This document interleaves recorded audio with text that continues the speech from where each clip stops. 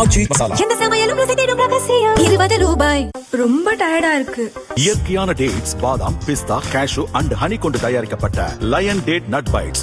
நாடு முழுவதும் அக்னி வெயில் வாட்டி வதைக்கும் நிலையில் கடந்த சில தினங்களாக தமிழகத்தின் பல்வேறு மாவட்டங்களில் கோடை மழை பெய்வதால் மக்கள் மகிழ்ச்சி அடைந்துள்ளனர். நேற்று புதுக்கோட்டை, தூத்துக்குடி, திருநெல்வேலி, கோவை, நீலகிரி, மதுரை, தென்காசி, நாகப்பட்டினம் ஆகிய மாவட்டங்களில் மழை பெய்தது.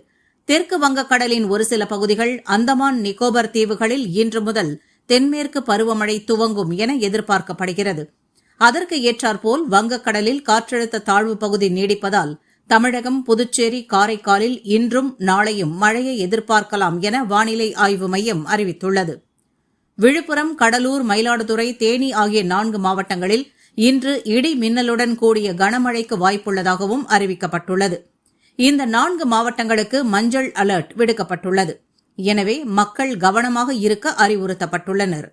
திண்டுக்கல், தேனி, கோவை, நீலகிரியில் நாளை கனமழைக்கு வாய்ப்புள்ளது.